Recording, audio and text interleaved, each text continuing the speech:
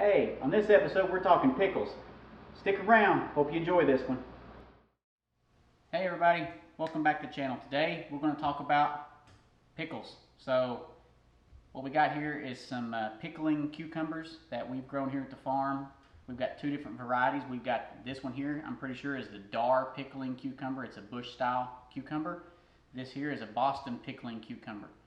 They are both pickling cucumbers. In the name it says pickling, and the reason we use those are, number one, they're shorter and they have a thicker skin to them. And the reason you want that is you want that thick skin because when you actually pickle them, that's part of what gives you the crunch with the pickle. The seeds are a little bit different. We've tried doing pickles before with the long straight eights and things like that, and we just have a lot better luck with the pickling varieties. So I'm going to do that. What we've done, we picked these over the past 2 or 3 days, and we've washed them off with the Norwex veggie and fruit and veggie cloth here. And it's got a soft side and it's got a slightly more abrasive side. We use them for even potatoes and things like that. But you know, cucumbers always have little spikes on them that a lot of people, you grab them that first time and it kind of slightly pokes into your finger. You kind of have a reaction to them. You pull your hand away. They don't hurt you or anything. They come right off. So just use this cloth, just rub it down, and it pulls them all right off. So get them cleaned up, and the next thing we're going to do, we're going to roll on in here. We've got our cutting board out, knife out. We're going to cut them into spears, and by spears, you know, that's just the long slices. We're going to then take those and we're going to pack them into jars. So the wife has already started packing some here, and so you see when you cut them, you know, the cucumber size, it works really well with the size of the jar. A lot of those straight eights may be this long. They got the thinner skin, they don't work as well. So occasionally you'll get one. I don't have any here that probably are too long. That one right there is getting close, but by the time you cut the end off here, and then you cut this other end off to get the stem part and then the tip of it off, you're now back to the length where it fits inside the jar. So the other thing you need to do is make sure you pack them in there really tightly. You don't want a whole bunch of loose space in there. If you have to, you can make really thin spear slices and you can jam them down in there. So first thing we're going to do, wash the cucumbers off. We're going to then slice them into the spear sizes and shapes that we want. That is a wide mouth pint jar. That's what we prefer to use for our pickles, just because it's easier to shove those pickles down in there. As far as just cucumber style pickles anyway, we use the wide mouth pint jars for that. So we're going to get to working here, and then we're going to move on to the next step. So wife and son are over there cutting spears too. So the way I generally do it here is I like to take it and I'll cut it. I lay it down flat. These pickling cucumbers generally have a flat, they're ribbed, and it's easy to lay them flat. So I cut them in half first, and then I'll go through and then I'll try to cut these halves into thirds. So I'll just slice them like that, and you end up with your spears like this. And then we're going to take and we're going to pack those into the jars. And just so you understand, so once again, wide mouth pint jar there.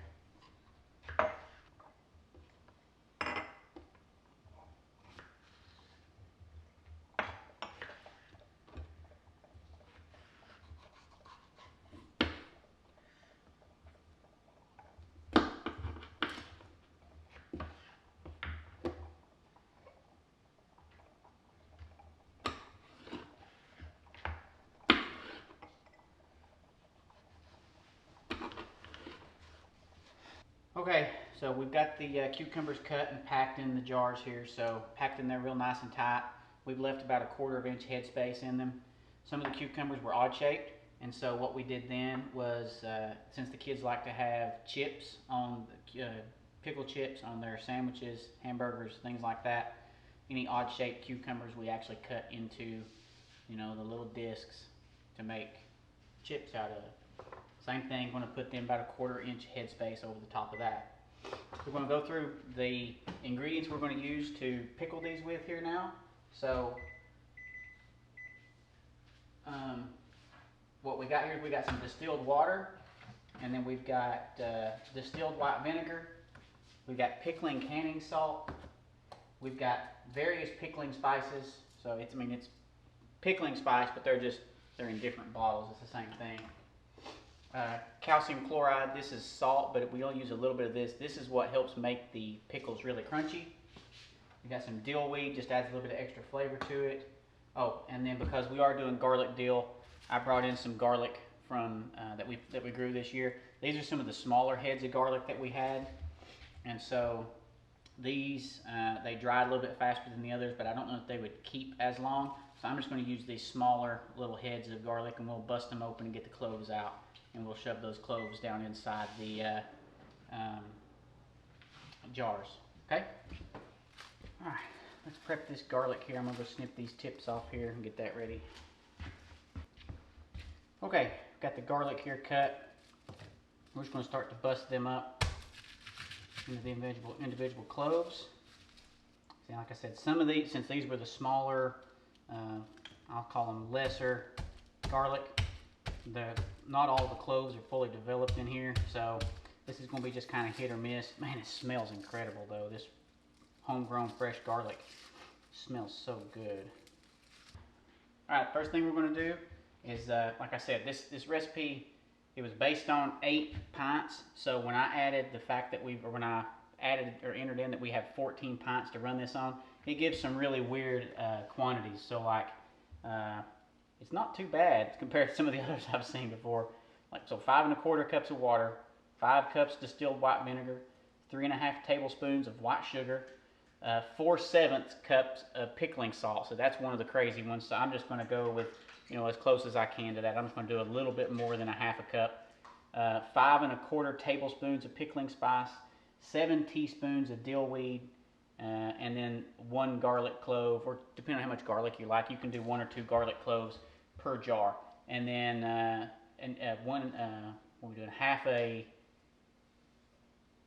a teaspoon, I believe it is, of calcium chloride per jar. I don't know. I'll get to that in just a little bit. But first thing we're going to do is we're going to add the water. So this is the 5 1/4 cups of distilled water, or purified water, or whatever you got. We don't ever really use tap water for this. Okay, next we've got and it's basically a 1-to-1 for the water and vinegar. You could probably actually do a pure 1-to-1, but so we did 5 1/4 cups of water. Now we're doing 5 cups of distilled white vinegar. Okay, so we've got the 5 cups of distilled white vinegar here now. And as you can see, we are using the large pot here because this is going to be quite a bit of volume of pickle juice that we're going to have. Now we need to do 3 1/2 tablespoons of white sugar. All right, so this is our white sugar here. This is our tablespoon. I'm just going to do 3 1/2 of those. So 1, 2, 3,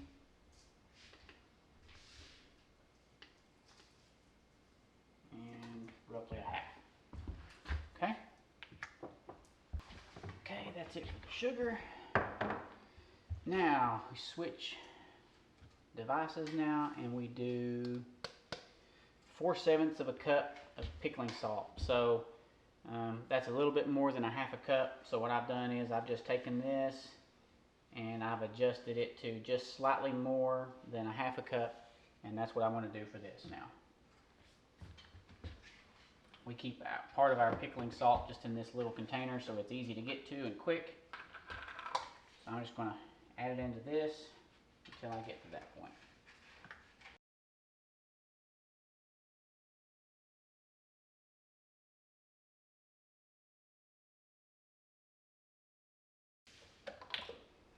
Okay.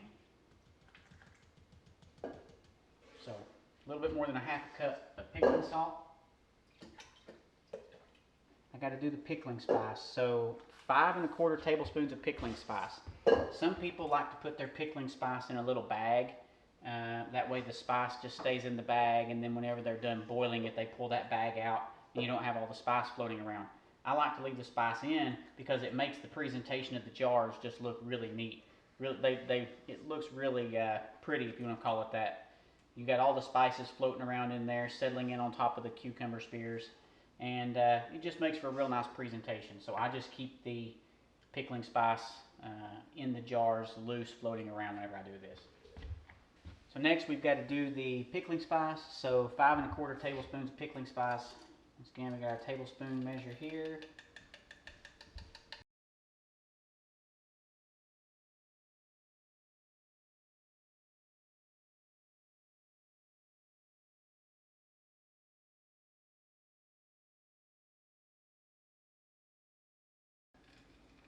This isn't extremely precise. You don't have to be with pickles. You're not baking. Okay, so now we got to do, that's all the stuff you mix to begin with. Now we've got to turn this pot on and get it to a boil, and bring it to a boil, and then we let it simmer for about 15 minutes to let all those flavors all meld together and to dissolve the salt thoroughly. So we're going to do that. We're going to turn this on. We'll get this puppy going on high, bring it to a boil, and then back it down to simmer for a little bit, and we'll be right back with you. Okay, so we got that boiling now. We've got most of the seasoning and stuff taken care of.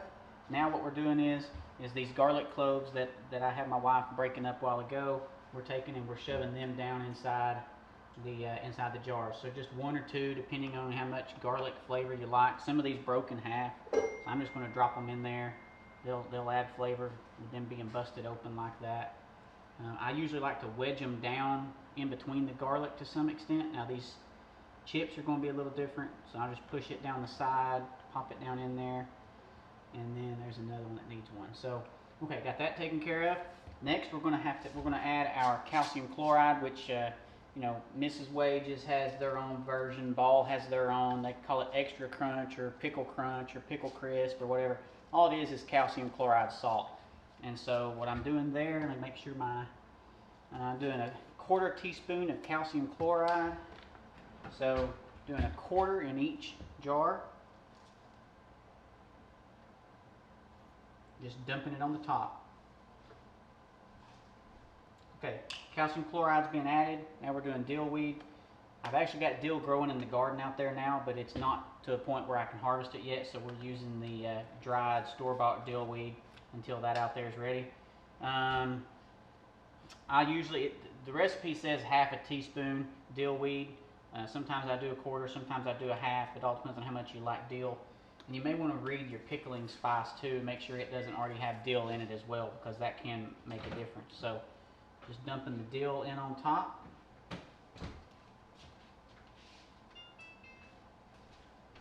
Going to give it a lot of really good flavor. Okay, well we got everything added here. We've got all the seasoning, we got all the calcium chloride, the dill added. We're cleaning up the kitchen mess here to get that ready. The pickling juice is coming to a boil here. Over here in the larger pot behind me, this is for a water bath. When we do a water bath, we just make sure the water comes between 1/2 and 3/4 of the way up the side of the pickle jars themselves. And so we'll pour the pickle juice into the jars, put the lids and the flats and rings on, secure them pretty tightly, and then put them in the water bath, and we'll water bath them for a little while. I'll have to look at what the time is. I think it's like 7 or 8 minutes. I can't remember. And then we pull them out, set them on the cooling pad over here to cool off, and just listen and check that they've sealed up and done their thing. So we're about ready to get into the pouring of the juice here. All right, we've come to a boil here now. Where's my ladle at? I'm gonna find it. There it is. We've come to a boil. I'm just going to stir it around a little bit. I'm going to back this down to probably low to 2 or 3 setting and let this just simmer. And I think it said 15 minutes, so let's set the timer. Okay, timer's going. Turn this down. Oh, it smells incredible. Got all of them? Alright. I'm going to put our flats in this pot of water back here to get hot. Flats are like gold this year, I think. It's hard to come by as they were. Should have needed 12, right? Got 12 and 2.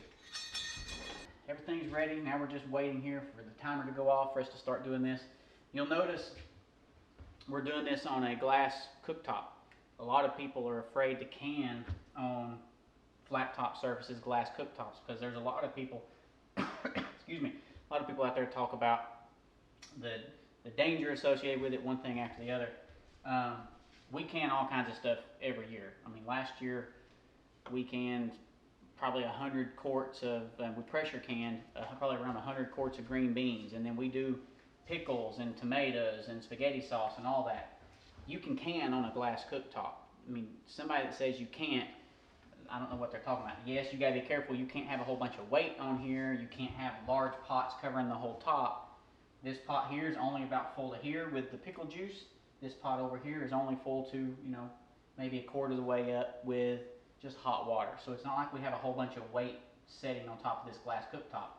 The big risk you run into is if you have a pot that has a concave bottom, which means when you set it down, there's an air space at the bottom of the pot. If you get any liquid down inside there and that liquid vaporizes on that heating element and turns into the vapor basically, or a mist and down there basically, when that cools, you're going to have a vacuum set up underneath your pot.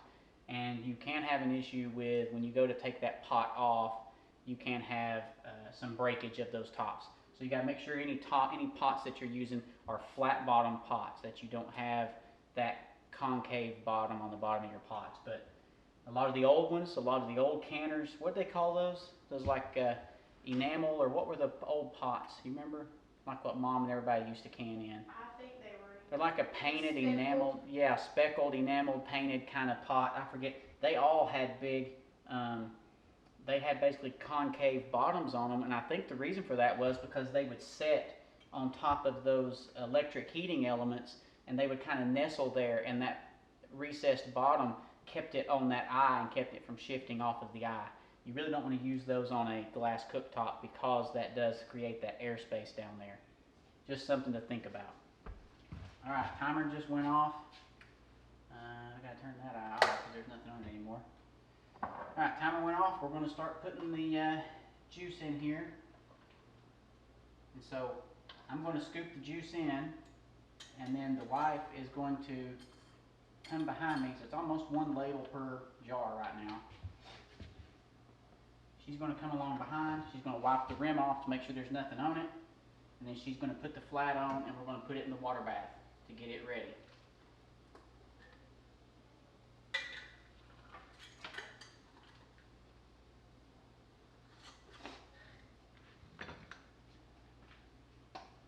Next jar. Got it? Okay, so we've got the first batch in the water bath now. We're going to start the timer here. We're going to water bath them for 7 minutes. Some places tell you that you got to cover them completely with water. We've never totally submerged the jars. They need to come with to water. a boil before Yeah, they need to come start to the a timer. boil. Yeah, once the timer hits, or once they come to a boil, you water bath them under boiling conditions for 7 minutes. All right, so there's our timers up for our water bath. I'm gonna pull these out. I'm gonna set them over here. We've got this drying cloth over here. It's just kind of a thick padded drying cloth that you have so that it kind of keeps the jars from sitting right on this cold, hard granite surface. So I'm gonna pull these out, set them over here on this pad. You probably can't see it from where you're at, but they're sitting beside some jelly, blackberry jelly that my wife made this morning while I was outside working. We picked, before this morning, we had picked 40 gallons of blackberry jellies. We picked 40 gallons of blackberries this year, and we picked about another 5 gallons this morning. We sold a bunch of them. We've made a lot of jelly. We're freezing them. We're making desserts. It's been a fantastic blackberry year so far. You'll see that the cucumbers have started to change color. So when you have them in the jars, they're a really bright green. When you pull them out of the water bath after the vinegar has done its thing and the heat from the water bath, they're going to start to turn kind of an olive green color. So, all right, the wife had to leave. She had to take the kids to go do some stuff, so it's just me now. So I'm going to go ahead and start running on these and get these going and get them in here to water bath and get this over with.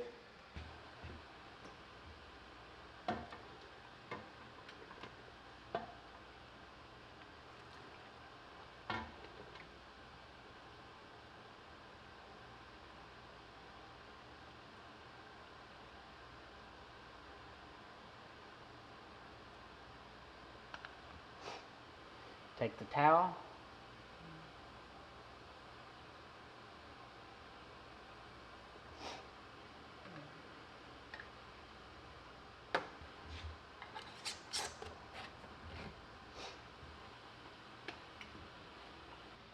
Okay, that's it. last one's done. We got them in here. We're gonna let this come back to a boil again and start the timer for that. We've got just a little bit of pickle juice left. So if you've got some left over, you know, the recipe I've got works based on the number of pint jars that I select and I enter into the spreadsheet. Depending on how tightly you pack those jars will depend on how much juice you need. If you don't pack your pickles really tight, you're probably going to run out of juice. We packed them extremely tight today, and so we had a little bit of juice left over. What I can do is I can just get another little jar out, a pint jar. I can dump this juice in it, put a flat on it, tighten a ring onto it, and set it aside, and it will seal up.